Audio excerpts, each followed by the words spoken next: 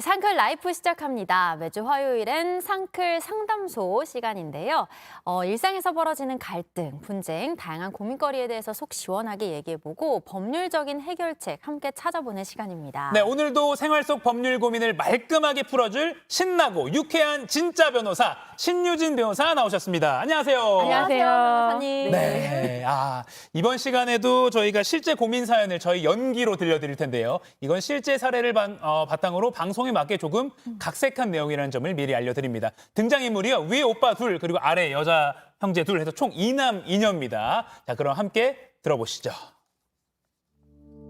얼마 전 아버지께서 돌아가시면서 10여 년 만에 저희 네 남매가 모두 한자리에 모였습니다. 아이고 아버지 뭐가 급하다고 이렇게 빨리 가셨어요. 저 올 때까지 조금만 더 기다려주시지. 아이고 아버지. 아버지 찾을 때는 보이지도 않더니 아니 뭐 하다가 이제 왔어? 아버지가 오빠 얼마나 기다렸는데. 이렇게 늦게 나타나서 울고불고 한 사람은 저희 둘째 오빠입니다. 아버지의 사업을 돕던 둘째 오빠는 10년 전 아버지가 전문 경영인에게 회사를 맡기겠다고 하자 아버지와 대판 싸우고 집을 나갔죠. 그 가족들과도 만나지 않고 사이가 멀어졌습니다. 그렇게 10년 만에 아버지 장례식장에 나타나서 황당한 얘기를 하더라고요. 내가 아버지한테 어떻게 했는지 형이랑 니들은 몰라. 다들 바빠서 아버지 사업 신경도 안 쓸 때 내가 그거 다 도왔다. 그러니까 아버지 유산도 내가 당연히 더 많이 가져가야 되고.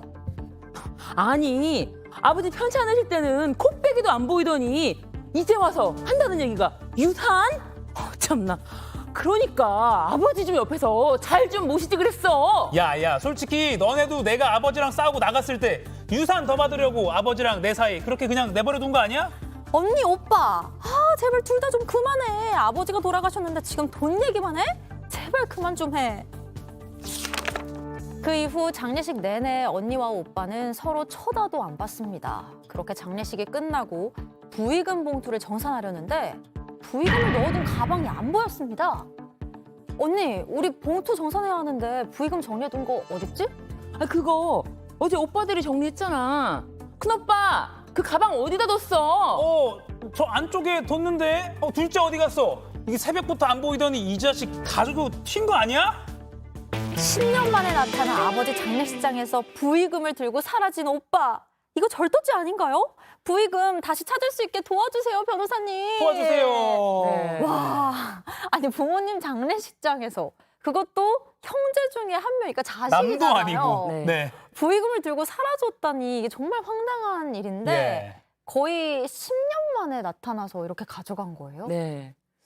그러니까 이 가족 구성원이 네. 뭐 오빠 둘, 딸 둘 이렇게 있는데 처음부터 사이가 안 좋았던 거는 아니고 네. 네. 이제 큰 아들이 이민을 가고 나서 둘째 아들이 아버지 사업을 좀 도와드리다가 예. 아버지가 사업 방향이 좀 맞지가 않는다라고 하면서 좀 전문 경영인을 도입하는 게 어떻겠냐라고 하니까 이 둘째 아들이 굉장히 이제 빈정이 상한 거예요. 약간 물려받을 생각했을 네. 거죠. 네네. 그러니까 그 뒤로 그냥 연락을 끊고 아예 안 보면서 사이가 악화되다가 보니까 장례식장에서 이런 사건이 발생하는 거죠. 네. 그러니까 둘째 오빠가 아주 오랜만에 아버지 장례식장에 나타나서는 부의금을 다 가지고 소위 말해 튄 상황인데 뭐 이 정도까지는 아니더라도 네. 변호사님 부의금 때문에 이렇게 가족 친지 간에 싸우는 일이 좀 자주 일어나나요? 이 부의금 보통 부의금 네. 봉투뿐만 아니라 방명록까지 다 있잖아요. 네. 예. 이거를 다 공유하고 서로 공개하면은 이게 아무런 다툼이 일어나지 않겠지만 예. 누군가 내가 공평하게 정리를 하겠다라고 해서 뭐 장례 비용 내고 그다음에 내가 분배하는 대로 따라라고 하면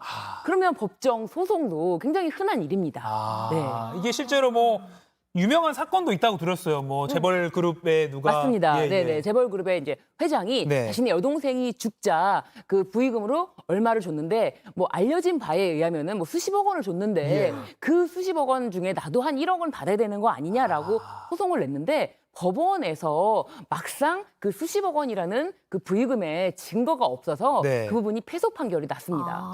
싸움이 나는군요. 네. 우와. 그러니까 재벌가 사건이 아니더라도 네. 어쨌든 이런 부의금으로 인한 다툼 같은 게 좀 있긴 있는 거죠. 보시면서 네, 그 맞습니다. 집도 그랬어 하시는 분들도 계실 거예요, 맞아. 지금. 네. 그렇다면 이 부의금을 나누는 기준이 따로 있나요? 그러니까 보통 자기 손님한테서 맞아요. 거둔 부의금은 자기가 가져가는 걸로 하잖아요. 좀 그렇게 하잖아요. 그죠? 네네네, 맞습니다. 이 부의금이라는 거는 기본적으로 성질이 그 이제 조문객이 네. 유족에게 위로금을 건네는 건데 우선 장례 비용에 충당할 것을 조건으로 하는 조건부 증여라고 법적으로 보는데요. 예. 그러니까 먼저 그 장례 비용에 전부 다 충당을 하고 네. 각 유족들에게 접수된 비율, 금액 비율로 나눌 수가 있는 거죠. 네, 네. 그런데 또 사망하신 그 망인에 대한 손님이라든지 뭐 알 수 없는 경우 예, 예. 그런 경우는 다시 법정 상속분대로 나눕니다. 요거 그래픽 다시 한 번만 좀 볼게요. 그러니까 처음 일단 총액이 들어오면 장례 비용이 충당하는 게 기본이고 예, 예. 그다음에 뭐 첫째 아들, 둘째 아들, 뭐 첫째 아들 직장 동료회 이런 건 너무 명확하니까 네. 두 번째 각 유족에게 접수된 대로 주는 게 그다음 명확한 거고 근데 돌아가신 그분 앞으로 온 네. 거나 아니면 출처가 불분명한 조의금은 이제 이렇게 법정 상속분대로 비율대로 나누는 거다. 네. 이렇게 정해진 게 있군요. 다시 상담 사연으로 돌아오면 아무튼 부의금을 가지고 이제 사라진 이 작은 오빠 만약에 계속 이제 가족들이랑 연락 두절 상태면 그대로 절도범이 되는 건가요? 이게 절도죄 또는 또 이 둘째 아들이 계속 이 부의금 함을 관리했다라고 하면 횡령죄, 절도죄 또는 횡령죄가 성립할 수 있는데 아. 일단 이 사건에서는 가족이다 보니까 다시 찾았어요. 아. 근데 둘째 아들이 돌아와서는 좀 황당한 주장을 하는데 네. 큰형은 이민 간 뒤로 한국에 온 적이 없기 때문에 네. 큰형 손님이 없지 않냐. 예, 내가 예, 다 예. 봤는데 큰형 손님이 없다. 그리고 아버지 손님은 내가 사업을 하면서 다 관리한 거래처다. 아. 그렇기 때문에 나를 보고 한 거기 때문에 그 아버지 손님이라고 할 수 없고 내 손님이다. 아. 그러면서 전부 다 내 손님에 대한 장례 축의금 부의금이다라고 하면서 방명록까지 싹 들고 간 거예요. 그러니까 방명록이 있어야 이 조문객이 누구 손님인지를 파악을 할 수 있잖아요. 네, 네. 그러니까 그걸 완전히 가지고 가버린 건데 그런 상황이면 지금 뭐 어떻게 해야 돼요? 소송밖에는 방법이 없을까요? 일단은 가장 어쨌든 간에 공평하게 나누려면 네. 방명록이 있어야 그 기준으로 할 텐데 네. 이거를 꽁꽁 싸매고 안 보여주니까 실제로 이런 소송이 있었습니다. 아. 이 방명록을 공개하라. 이렇게 방명록을 우리에게도 보여다오. 그 복사해서 사본을 보겠다. 형제들이 큰 상주에게, 네. 큰아들에게 그걸 청구를 한 거죠. 열람하게 해달라. 네, 그렇습니다. 그런 것도 소송을 하는 네. 형제간에. 와. 또 법원에 뭐 여러 가지 이유로 이거를 공개할 수가 없다. 이거 개인 정보가 들어있다라고 했지만 예. 법원에서는 이 방명록에 대해서만큼은 다른 형제들에게 열람시켜줘야 된다라고 해서 사본을 공개하라라는 판결도 있습니다. 아니 우리 이제 빈소에 조문하라고 하면 방명록 쓰잖아요. 이렇게 그 A4 용지만한 조그만 책자인데 이게 그렇게 법정에서 열람을 시켜줘라라고 결정할 정도의 중요한 문서가 되는 경우가 있는 거군요. 자, 드물지 않은 일인 것 같은데 그러면요. 네. 분쟁을 피하려면 네.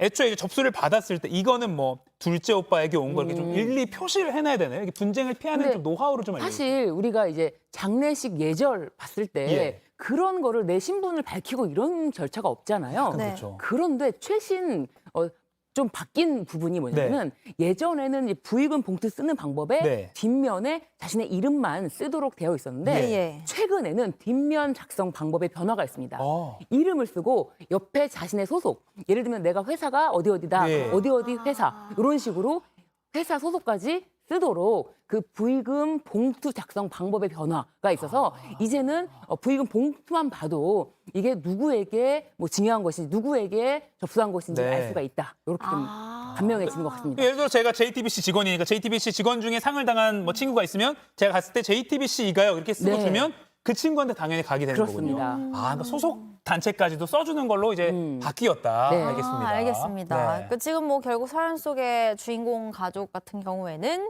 결국에는 도망간 작은 오빠가 마음을 바꾸고 이제 돌아오지 다 않는 열람할 이상은. 수 있게 해주고 또 다 이렇게 나눠주지 않는 이상은 소송밖에는 방법이 없는 상황이에요. 예. 근데 듣다 보니까 결혼식 축의금 갈등이라는 거 있잖아요. 이것도 비슷한 갈등이 있는 것 같아요. 이것도 비슷할 것 같아서 궁금하거든요. 예, 그러니까 예. 가끔 부모님들이 결혼 안 하는 자녀들한테 야 그동안 우리가 내 주변에. 축의금이 얼만데 네. 너 결혼 언제 할 거냐. 그래야 돌려받지. 뿌린 대로 걷어야지 네. 이런 말씀 많이 하시잖아요. 네. 그만큼 결혼식에는 내 손님도 내 손님이지만 부모님 손님이 참 많이 네. 오거든요. 그럴 때 축의금 어떻게 나누나요? 이 축의금이 과거에는 이제 혼인 시기가 좀 빨랐잖아요. 네. 그렇기 때문에 이 사회생활을 기본적으로 부모님이 훨씬 많이 하시고 예. 결혼 당사자들은 거의 뭐 사회 초년생이기 때문에 손님의 비율이 당연히 압도적으로 부모님이었을 거예요. 네. 그래서 이제 법원 판례에도 이 혼주에게 결혼 비용으로 직접 증여하는 거다.